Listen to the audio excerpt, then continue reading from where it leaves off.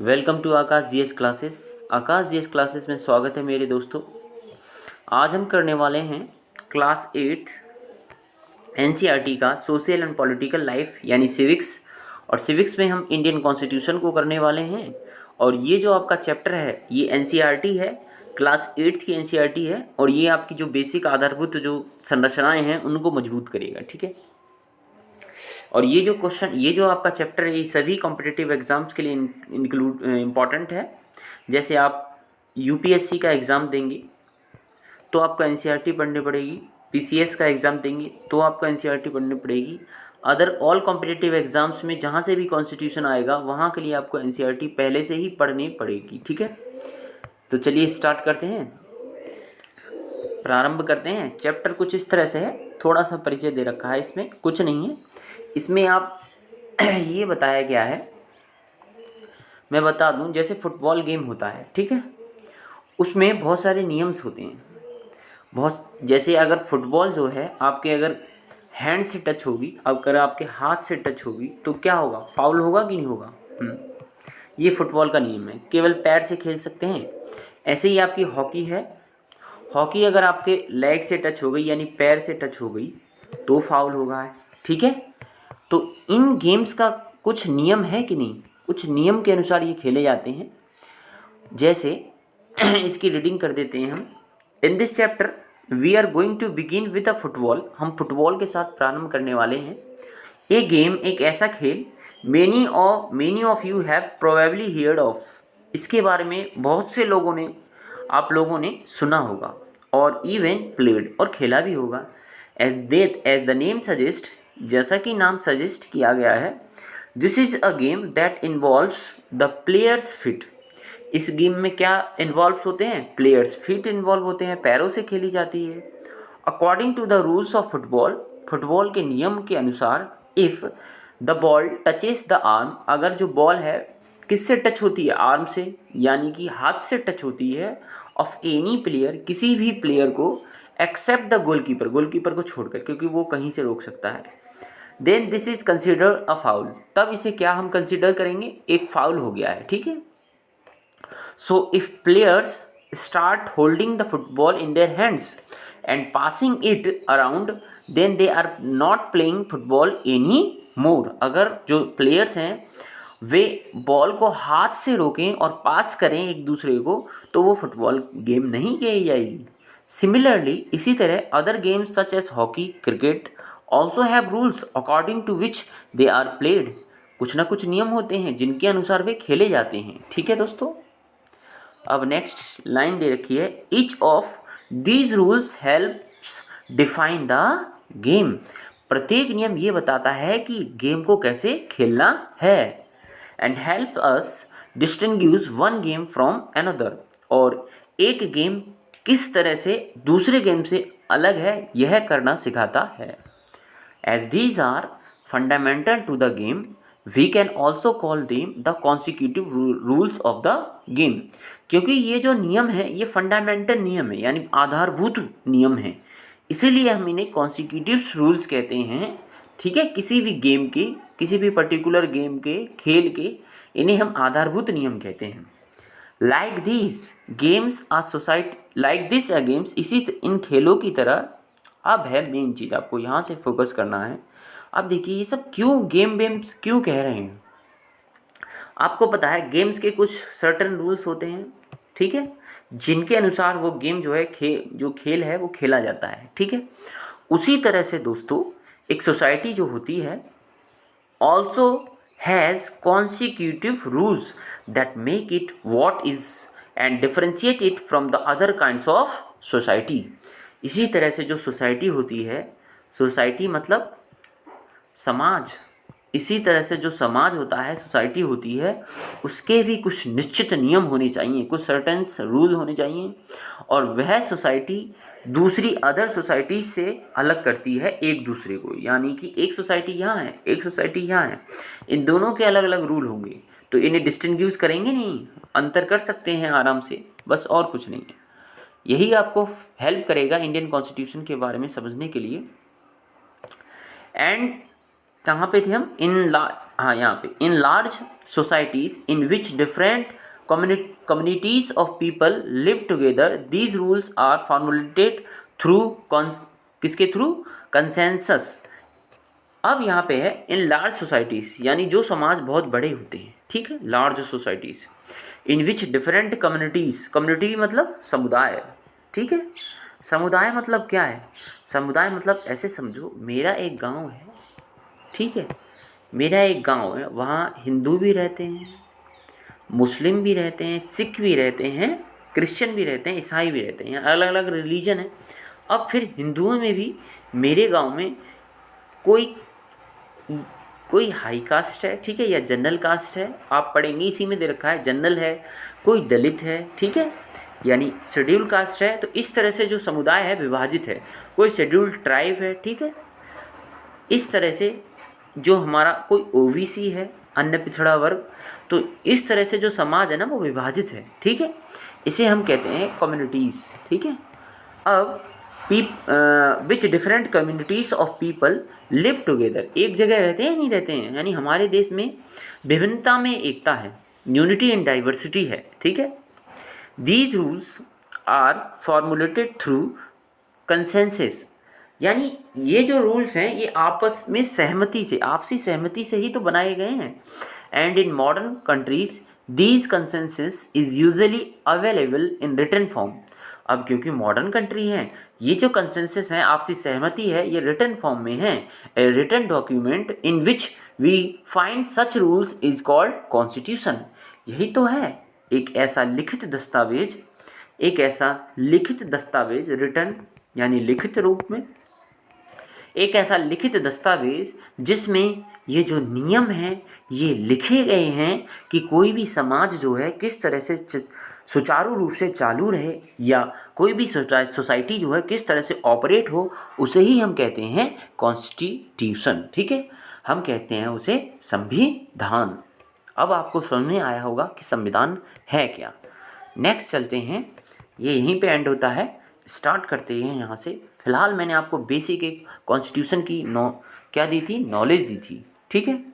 तो यहाँ पे कुछ दे रखा है जो कॉम्पिटिटिव एग्ज़ाम वाले हैं उनके लिए इम्पॉर्टेंट है। फिलहाल ये क्लास 8th के लिए मैं बता रहा हूँ, या कॉम्पिटिटिव एग्ज़ाम वाले आप पहले समझ लें। अगर आईएएस की प्रिपरेशन कर रहे हैं तो आपको चीज़ों को गहराई से पढ़ना पड़ेगा, ठीक है। Why does a country need a constitution, एक कंट्री को जो है कॉन्स्टिट्यूशन क्यों चाहिए, यानी संविधान क्यों चाहिए। आप खुद सोचिए, किसी देश को संविधान क्यों चाहिए होता है। मैं तो ये कहूँगा कि जैसे मैं एक भारतीय नागरिक हूँ, ठीक है, तो मैं तो ये कहूँगा कि मेरे जो आधारभूत नियम हैं या मेरे जो मौलिक अधिकार हैं उन्हें परिपूर्ण करवाने के लिए संविधान की अति महत्वपूर्ण भूमिका है। इसे इंग्लिश में हम ऐसे कहेंगे, जो मेरे फंडामेंटल राइट्स है, माय फंडामेंटल राइट्स और the fundamental rights of the every citizens. अब फंडामेंटल राइट्स को परिपूर्ण यानी फुलफिल करने के लिए कॉन्स्टिट्यूशन की क्या है, हमें आवश्यकता है, ठीक है। और वैसे भी कोई भी सोसाइटी जो है ऑपरेट करने के लिए कुछ नियम और कानून होने चाहिए, तो जो नियम और कानून हैं वही संविधान में वर्णित किया गया है। चलिए यहाँ कुछ दे रखा है, आप अपनी प्रिपरेशन पहले से ही कर लें दोस्तों।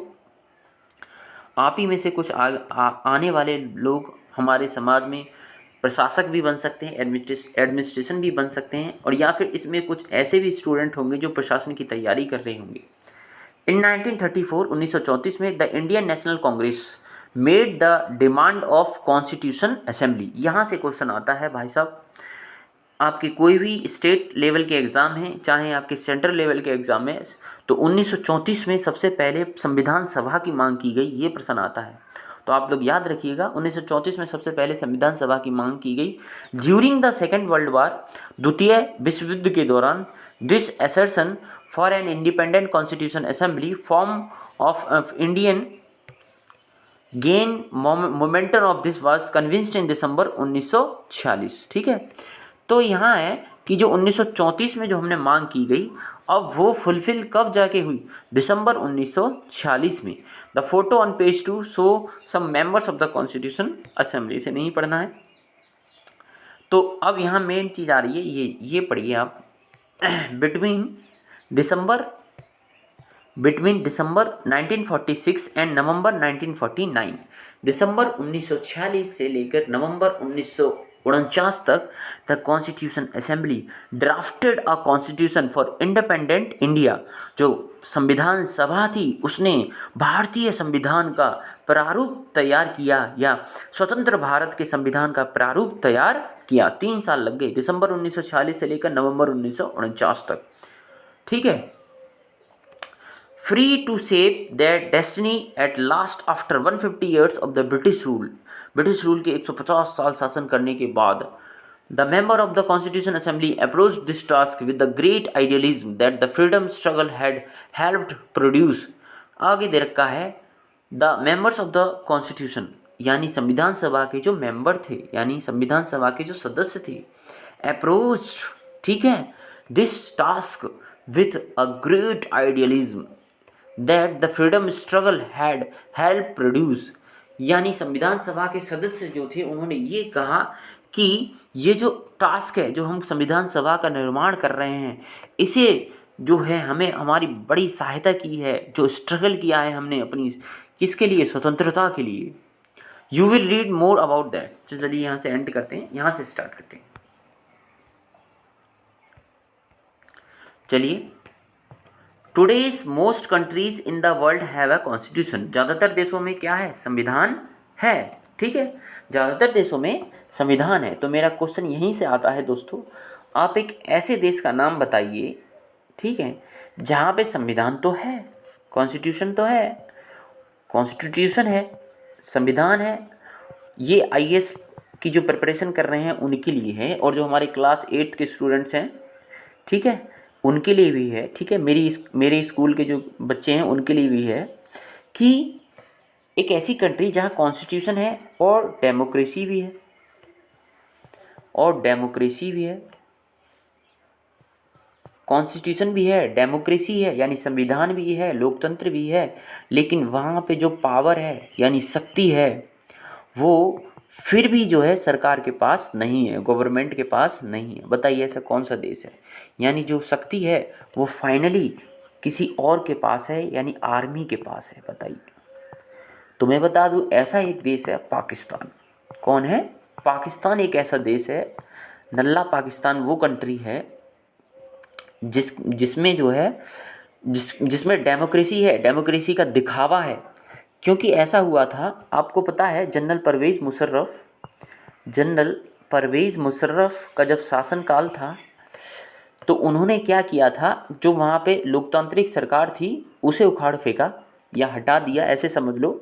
और हटाने के बाद खुद जो है वहाँ के हेड बन गए। ठीक है, आर्मी चीफ जो जनरल परवेज़ मुशर्रफ थे वो वहाँ के पाकिस्तान के हेड बन गए। और हेड बनने के बाद उन्होंने संविधान में, कॉन्स्टिट्यूशन में, ठीक है, कॉन्स्टिट्यूशन में क्या कर दिए, संशोधन कर दिए, अमेंडमेंट कर दिए, जिसके थ्रू उन्होंने एक अमेंडमेंट किया, उसके अनुसार पाकिस्तान में जो है चुनाव भी होंगे, प्राइम मिनिस्टर और मतलब प्राइम मिनिस्टर भी होंगे। लेकिन जो फाइनल पावर है, जो अंतिम शक्ति है, वो आर्मी चीफ के पास या आर्मी के पास रहेगी। ठीक है, आर्मी चीफ के पास रहेगी, यानी अंतिम शक्ति इनके पास रहेगी। यानी इसका मतलब ये तो सिर्फ डेमोक्रेसी का दिखावा हो गया ना, यानी लोकतंत्र का दिखावा हो गया। तो ये क्वेश्चन जितने भी आप आईएएस के एग्ज़ाम की प्रिपरेशन कर रहे हैं, मैं आने वाले कलेक्टर महोदय, ये आपके लिए इम्पॉर्टेंट है। और मैं कुछ आपके लिए होमवर्क देता हूँ। एक चाइना एक ऐसा देश है, आप इसे कर लीजिएगा। चाइना एक कंट्री है, उसमें जो है सिर्फ एक ही पार्टी रूल कर रही है। सन 2002 से एक ही पार्टी रूल कर रही है, जिसका नाम है कम्युनिस्ट पार्टी। तो जिस भी देश में लगातार कोई पार्टी रूल करे, वहाँ पे जो है डेमोक्रेसी खतरे में पड़ जाती है। आप ये याद रखिएगा, ठीक है।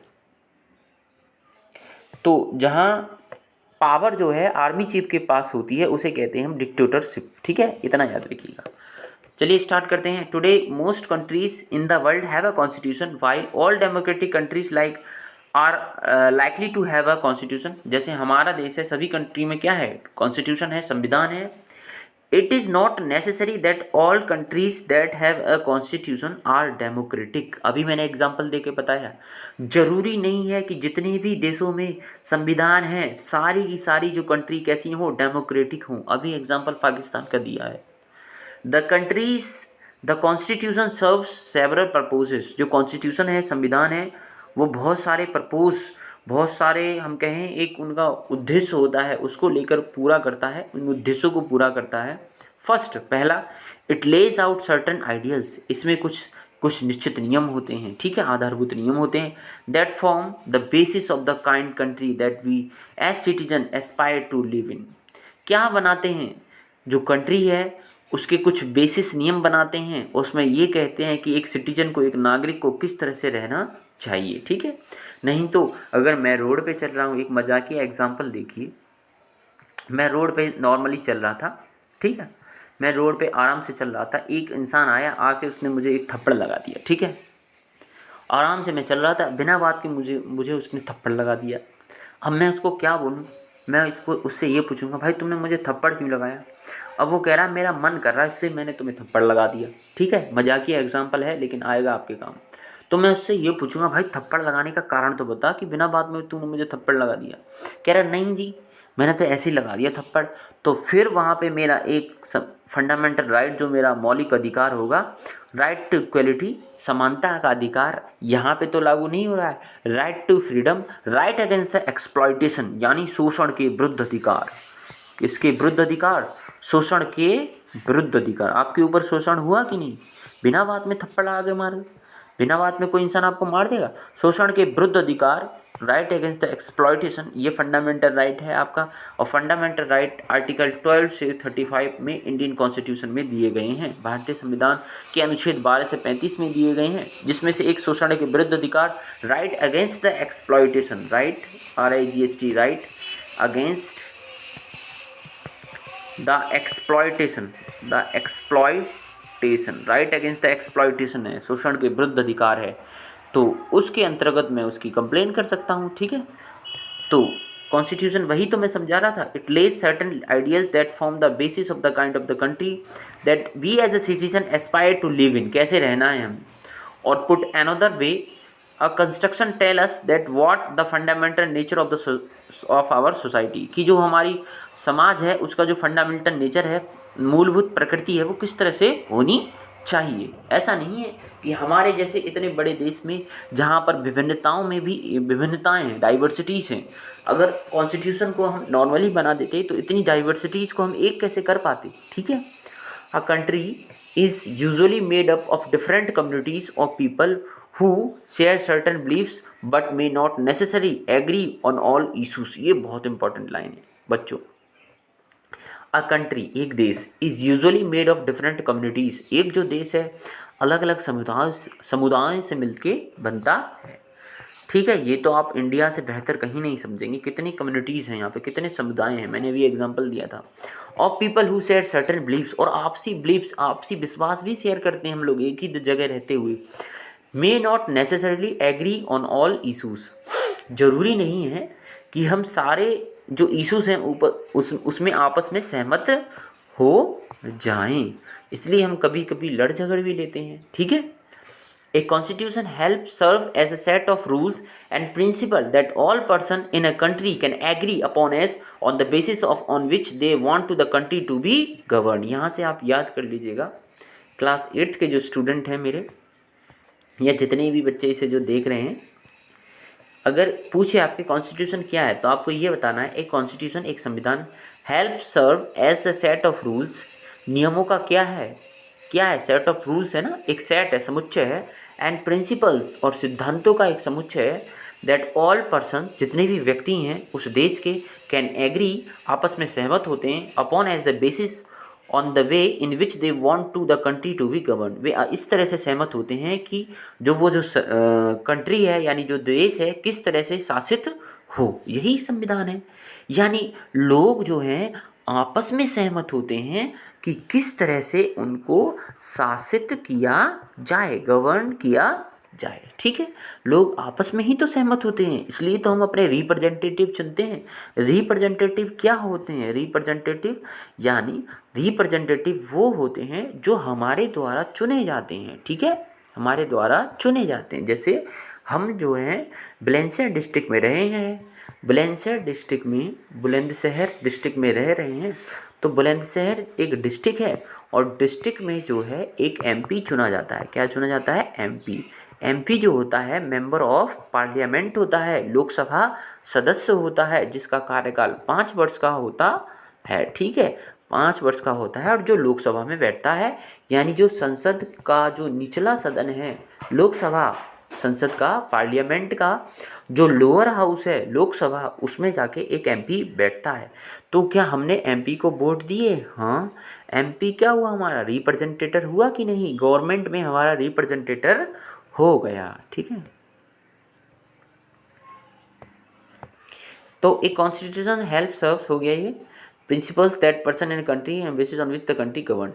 This includes not only the type of government but also an agreement on certain ideas that they all believe the country should uphold. अब है this includes not only the type of government, इसमें जो constitution में सिर्फ ये नहीं बताया जाता कि सरकार कैसी होनी चाहिए, but also an agreement on certain ideas, कुछ एग्रीमेंट भी होते हैं, सहमति भी होती है सर्टन आइडियल्स, आपसी भेदों पर, यानी आपस में जो सबके अपने अपने क्या है आइडियल हैं, अपने अपनी विचारधाराएं हैं, इन पर आपस में सहमति होती है। That they all believe the country should uphold, कि एक सरकार को जो है किस तरह से चलना चाहिए। ठीक है, तो इतना हो गया। नेक्स्ट बच्चों आपका यहाँ से है, ये आपके सामने बहुत ही अच्छा एग्जाम्पल दिख रहा है। जो हमारे यूपीएससी के स्टूडेंट्स हैं, जो आईएएस की या पीसीएस की प्रिपरेशन कर रहे हैं, उनके लिए इम्पॉर्टेंट है। यहाँ से क्वेश्चन उनके लिए आ सकता है कि जो आपको पता है नेपाल में नेपाल जो है एक ऐसी कंट्री थी जहाँ पे वो नहीं था, संविधान नहीं था। ठीक है, वहाँ पे किसका राजा होता था? ठीक है, राजा। और जो राजा होता है उसको हम क्या कहते हैं? मोनैर्की कहते हैं। क्या कहते हैं? मोनैर्की। तो द कंट्री नेपाल, यहाँ पे कुछ दिखाया है, the country Nepal has witness several people's struggle for democracy, के लिए स्ट्रगल कर रहे हैं।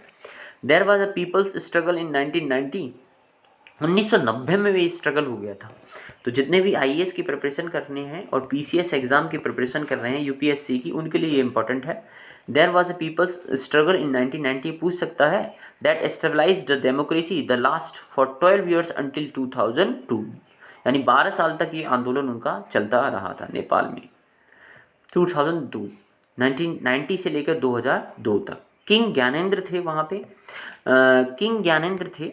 ठीक है, king Gyanendra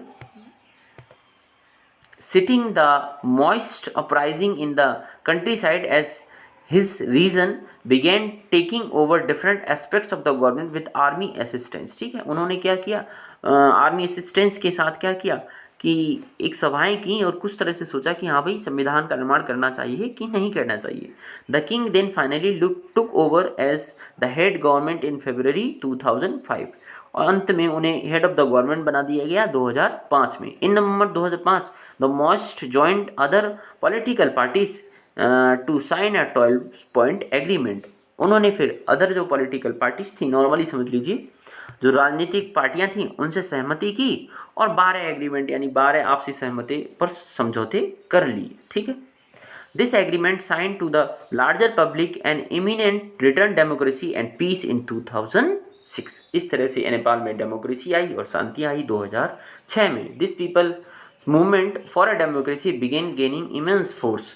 It's repeatedly refused the small concession that the king made. The finally in April 2006 the king restored the third parliament and asked the political parties form a government in 2008. Nepal became a democracy after abolishing the monarchy. The above photo shows the people's of for democracy 2006। इस तरह से 2008 में नेपाल में जो है पूर्णतः क्या आया? लोकतंत्र आया। ठीक है, अब क्लास ये कुछ इंपॉर्टेंट था उनके लिए जो आईएएस की तैयारी कर रहे हैं। यहाँ से कुछ क्वेश्चन बन सकते हैं, तो आप देख लीजिएगा। यहाँ से पढ़ते हैं हमारे बच्चों के लिए, और ये सभी के लिए, हमारे बच्चों के लिए नहीं, सबके लिए, ऐसी बात नहीं है। लेट अस ट्राई अंडरस्टैंड, चलिए let us try understand what we mean by this through two contrasting situation in recent history of Nepal. चलिए इन्हें जो नेपाल में जो अभी हालिया घटना हुई थी, यानी जो घटना हुई है पास्ट में, उसे लेके देखते हैं। A country that borders India, Nepal जो है भारत के साथ बॉर्डर साझा करता है नॉर्थ से यानी उत्तर से। ठीक है, सबको पता है ना, उत्तर से ही तो भारत के साथ बॉर्डर साझा करेगा, क्योंकि ये हमारा देश है। इस तरह से एक नक्शा फॉर्मेट कर लीजिए। तो यहाँ नेपाल है आपका, ठीक है, ये नेपाल है। तो यहाँ से जो है ये नॉर्दर्न साइड हुआ कि नहीं, नॉर्दर्न साइड से जो है इंडिया के साथ बॉर्डर साझा करता है। Until recently Nepal was a monarchy, monarchy मैंने बताया था जहाँ पर क्या हो, राजतंत्र हो, राजा हो। The previous constitution of Nepal which had been adopted in 1990 reflected the fact that the final authority rested with the king. यही तो मैंने स्टार्टिंग में बताया था, एक ऐसा कॉन्स्टिट्यूशन जिसमें फाइनल अथॉरिटी राजा के हाथ में हो उसे मोनैर्की कहते हैं। ठीक है, उसको डेमोक्रेसी नहीं कहेंगे भाई, वो तो दिखावा हो जाएगा कि डेमोक्रेसी लोकतंत्र का दिखावा है। A people's movement in Nepal fought for several decades to establish democracy, and in 2006 they finally succeeded in putting an end the powers of the king। और अंत में 2006 में वे क्या हुए, जीत सके, अंत में उन्हें विजय प्राप्त हुई कि जो राजा की जो शक्तियाँ थीं उनको एंड कर दिया। कब, 2006 में। The people had to write a new constitution to establish Nepal as a democracy। लोगों ने क्या किया, एक नया संविधान लिखा नेपाल में लोकतंत्र की स्थापना के लिए। The reason that they did not want to continue with the previous constitution is because it did not reflect the ideals of the country that they want Nepal to be and that they have fought for।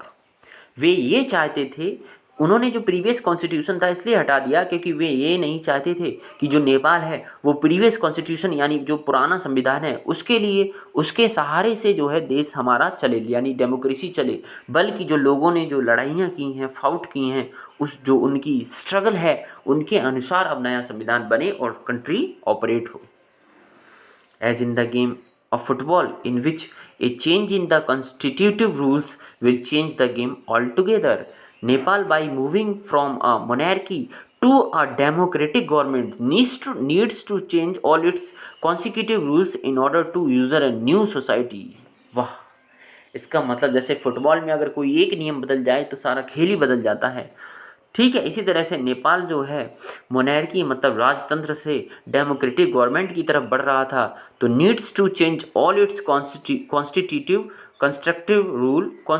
Rule in order to use a new society. जो पुराने rules थे उन्हें हटा के जो society के नए नियम बनाने थे, इसलिए उन्होंने नया संविधान तय किया बनाने के लिए। This is why the people of Nepal adopted a new constitution. इसलिए जो नेपाल के जो लोग हैं उन्होंने क्या किया, अडॉप्टेड माने ग्रहण किया या लिया a new constitution for the country in 2015। The caption alongside elaborates the Nepal struggle for democracy. Side में जो दिखाया गया है नेपाल की डेमोक्रेसी के लिए के बारे में आंदोलन को दिखाया गया है। The second important purpose of a constitution is to define the nature of the country's political system. द्वितीय प्रपोज क्या होता है, दूसरा प्रपोज क्या होता है बताइए। एक सेकेंड प्रपोज होता है कि नहीं होता है, कॉन्स्टिट्यूशन का दूसरा प्रपोज क्या है, ठीक है, उद्देश्य क्या है, दूसरा उद्देश्य क्या है। Constitution is to define the nature of country's political system, यानी जो कॉन्स्टिट्यूशन है उस देश के पॉलिटिकल सिस्टम को बताता है, पॉलिटिकल सिस्टम को बताता है। पॉलिटिकल सिस्टम कैसे, जैसे हमारा देश है इंडिया, ठीक है, इस देश का पॉलिटिकल सिस्टम क्या है, हमें पता है कि हमारा जो देश है वो कुछ इस तरह से ऑपरेट होता है कि हम जो है डायरेक्टली जो है रूल नहीं कर सकते, इसलिए हम अपने रिप्रेजेंटेटिव को चुन देते हैं, और जो रिप्रेजेंटेटिव होता है वही हमारा क्या होता है, रिप्रेजेंटेटिव मतलब क्या होता है, हमारे द्वारा, जनता के द्वारा चुना गया एक ऐसा व्यक्ति जो डायरेक्टली जनता का प्रतिनिधित्व करे, यानी रिप्रेजेंटेशन करे, यही तो रिप्रेजेंटेटिव होता है। यानी हम सारे के सारे लोग तो भाई लोकसभा में बैठ नहीं सकते या राज्यसभा में नहीं बैठ सकते या एक कंट्री को ऑपरेट नहीं कर सकते। 120 करोड़ की जनता है। अब आप सोचिए क्या 120 करोड़ लोग डायरेक्टली किसी कंट्री को ऑपरेट कर देंगे? इसलिए हम लोग कुछ लोगों को चुनते हैं और इनडायरेक्टली वो हमारे क्या होते हैं, हम इनडायरेक्टली शासन करते हैं उस देश पर। इसलिए डेमोक्रेसी को हम कहते हैं for by the people, for the people and beyond the people, of the people, by the people and for the people कहते हैं। ठीक है, लोगों के द्वारा लोगों के लिए वो जो होती है डेमोक्रेसी होती है। ठीक है दोस्तों, अब यहाँ पर ये एंड हुआ आपका, ये आपका यहाँ है इन डेमोक्रेटिक सोसाइटीज़। यहाँ से चलते हैं, तो वीडियो हमारा 30 मिनट का हो चुका है, तो इसे हम करवाते हैं क्योंकि बच्चे हमारे वेट कर रहे हैं। In democratic societies the constitution often lays down rules that guard against this misuse of authority by our political leaders. In democratic societies, लोकतांत्रिक जो समाज होता है उसमें जो कॉन्स्टिट्यूशन जो होता है यानी संविधान जो होता है, often lays down rules that guard against the misuse of authority by our political rulers. यानी कॉन्स्टिट्यूशंस में कुछ नियम होते हैं कि नहीं होते हैं, कुछ रूल्स होते हैं, और वो जो रूल हैं किसको गार्ड करते हैं, that guard against the misuse of authority, यानी जो नेताओं को जो अथॉरिटी मिलती है, पावर मिलती है लीडर्स को, बाय आवर पॉलिटिकल लीडर, जो हमारे पॉलिटिकल लीडर हैं वो जो है अपनी अथॉरिटी, अपनी पावर का गलत यूज़ ना कर पाएँ, इसलिए कुछ सेफ गार्ड्स होते हैं। ठीक है, तो वो कौन प्रदान करता है, कॉन्स्टिट्यूशन प्रदान करता है। ठीक है, in the case of Indian constitution, भारतीय संविधान की दशा में, about which you will be read more later in this chapter, many of these laws are certain in the section on fundamental rights. सबको पता है, आगे आप फंडामेंटल राइट्स के रूप में, जैसे एक फंडामेंटल राइट है, ये एक नियम है कि नहीं, आपका मौलिक अधिकार है, तो इंडियन कॉन्स्टिट्यूशन में ही तो है। मैंने बताया संविधान के अनुच्छेद 12 से 35 तक है। ठीक है तो इतना काफ़ी आज के लिए, नेक्स्ट दिन करेंगे। Thank you.